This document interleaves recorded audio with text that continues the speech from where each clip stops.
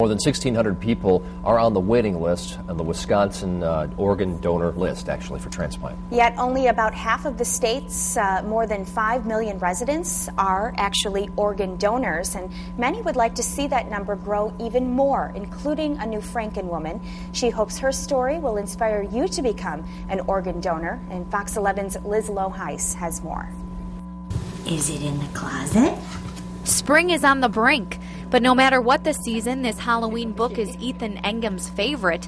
Perhaps what he loves most about it is how his mom reads it to him. There's the pumpkin. This simple story time may not be possible today if it weren't for an organ donor. When I was 12 years old, I developed a autoimmune disorder, vasculitis, where my body just kind of went to war with itself. Becky Engham of New Franken needed a kidney, and when neither of her parents were a match, her Uncle John stepped in. I come from a family of 9, and we decided that we'd all get tested, and whoever matched the closest would donate a kidney to our little niece. John Gerzak says it was an easy decision to make. I would have expected my brother to do the same for my children if they needed a kidney. The transplant went well, and Becky was healthy for 7 years. But then she got sick again.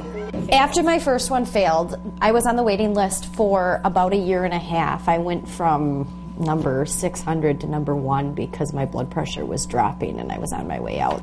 Becky says her family went through a roller coaster of emotions waiting to get word of an available kidney.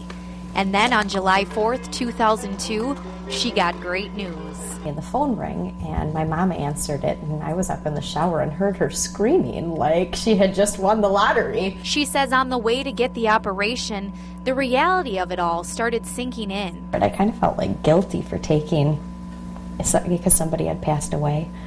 Becky's donor died in a car crash.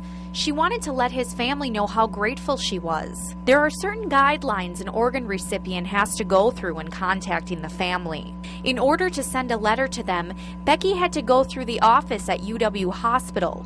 The family and Becky could not share contact information until a year after the transplant. Once they did, they decided to meet, and they developed a special relationship. When the brother got engaged, I got a call from his fiance asking if I would be part of their wedding. Becky was happy to take part in their special day, but says reaction from some of the organ donors' family was mixed. And there were people in their family that came up to my mom in that night and was like kind of like bugged that we were there. Becky would not have survived much longer if it weren't for the donor.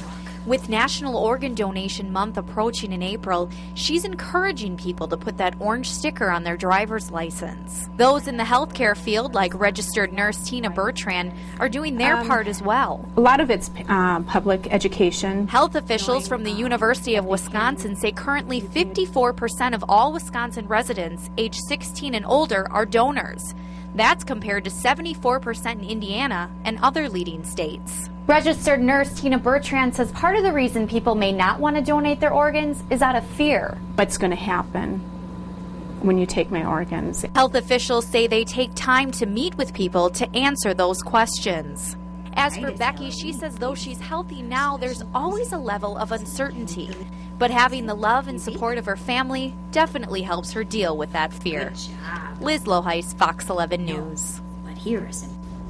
Nurse Bertrand says she's hoping the percentage of organ donors will increase with a new registry coming out in the state April 1st. To learn more, head to our website at fox11online.com. Click on the news links at the top of the homepage.